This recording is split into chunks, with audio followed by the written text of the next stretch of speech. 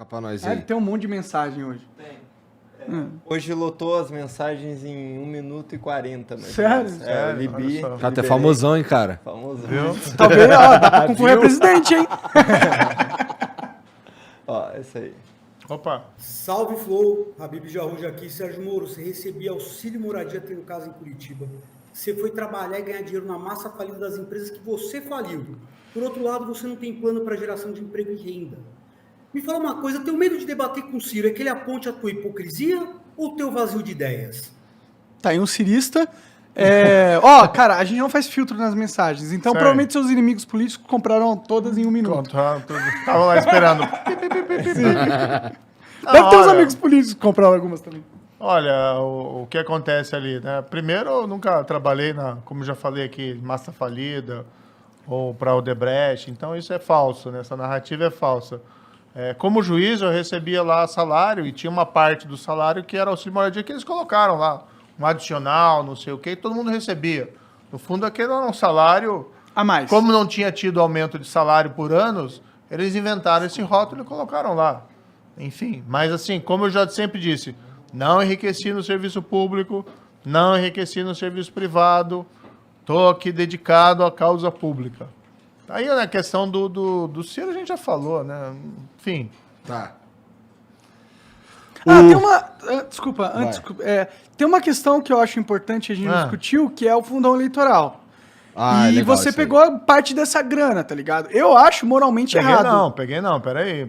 O Podemos. Podemos pegou. O Podemos é um partido que tem o fundo eleitoral e tem o fundo partidário. Tá? O que acontece? Foi criado pela legislação esse fundo, todos os partidos têm direito, lá que tem representação. A parcela que tem o Podemos é uma, não vou dizer das menores ali, mas não é que nem o PT, não é que nem outros partidos maiores. Entendeu? Eu tenho raiva desses caras que usam esse fundo aí, porque eu acho que é um absurdo a gente dar dinheiro pros caras fazer campanha, tá ligado?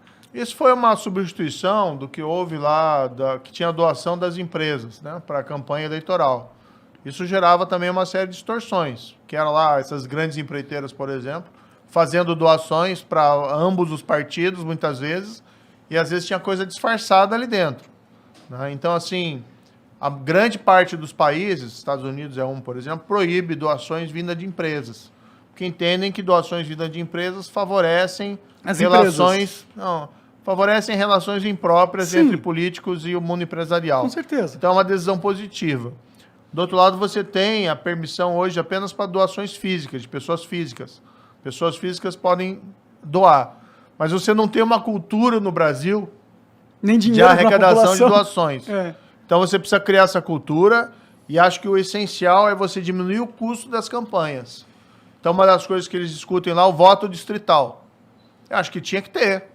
Ao invés de o deputado, em vez de ele ter que buscar voto no estado inteiro de São Paulo, com todos os gastos que isso envolve, tem que dividir o estado em distritos, em regiões menores, e ter uma disputa ali dentro. Mas tem o problema nos Estados Unidos, né? Você sabe.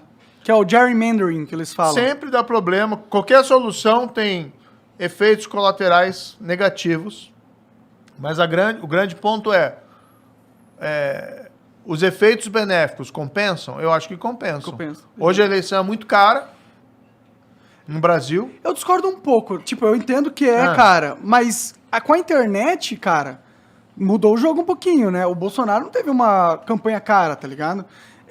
E outra coisa, o problema do fundo eleitoral é que ele dá para os dirigentes políticos 5,7 bilhões de reais para eles distribuírem para quem eles acharem que é o certo. Não, acho que você tem um ponto aí importante, né? Você concentra muito poder na cúpula dos partidos. Você dificulta a renovação. Você trocou corrupção para ser legalizada. Foi isso o movimento que o governo fez nos últimos anos. Ele legalizou um sistema que era corrupto, com as emendas fantasmas lá, com essa parada do fundo eleitoral. Foi isso. Ele trouxe para a luz um sistema que eles queriam manter ali de algum jeito. A questão das emendas é um pouquinho separado, né? Mas realmente esse orçamento secreto é absolutamente reprovável, porque a emenda é dinheiro público sendo utilizado sem transparência.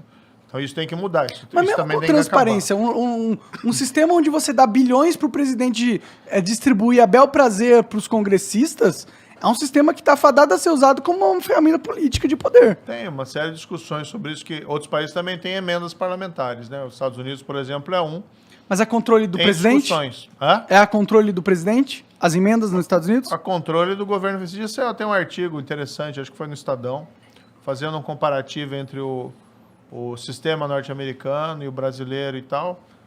Mas aí tem que estudar mais profundamente os nuances. Confesso Entendi. que não sou um especialista Entendi. ali exatamente Ó, como isso acontece. se você virar Mas presi- os volumes normalmente são menores. Se você virar presidente, eu gostaria que você pensasse na ideia de colocar, passar uma lei que colocasse o fundo eleitoral por CPF.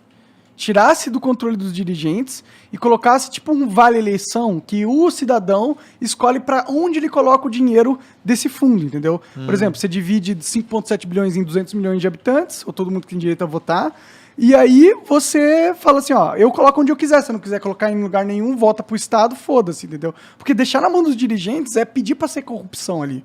Tipo, não tem outro destino. Já teve, inclusive, notícias aí que eles usaram A gente o precisa fundo ter uma eleitoral para discussão festas e o profunda caralho. de Já reforma. falamos sobre isso uma caralhada de vezes, inclusive, um monte de gente, com um monte de ator político, né? Sim, porque eu acho que é importante, Eu né? acho que a gente tem que ter uma reforma, uma discussão profunda de uma reforma política no país.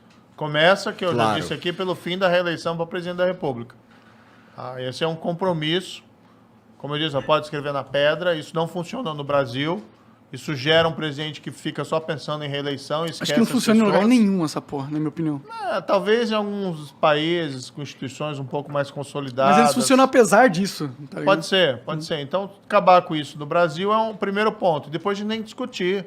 Realmente, olha, eleições tão caras se justificam? 5 bilhões de reais para fundo eleitoral se justificam?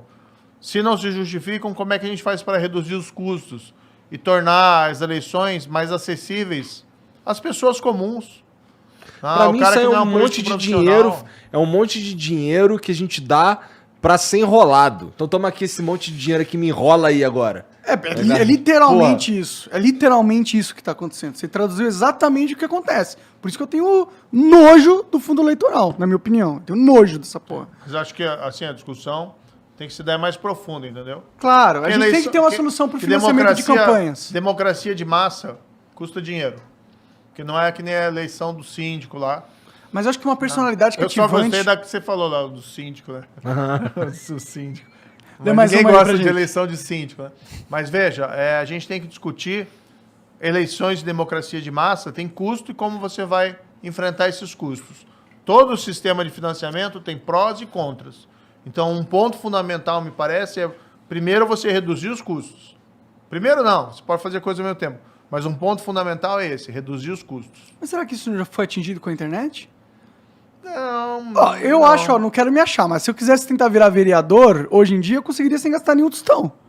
Só falando que eu quero virar vereador, tá ligado? Mas você hoje é uma pessoa famosa, uma celebridade. Mas se você é um político pica, se você tem ótimas ideias, é natural que você fique famoso, na minha opinião. Não, hoje você tem muita manipulação, né? Ou não, né? De Ué, marketing, cara, né? você não ficou famoso por isso aí, não.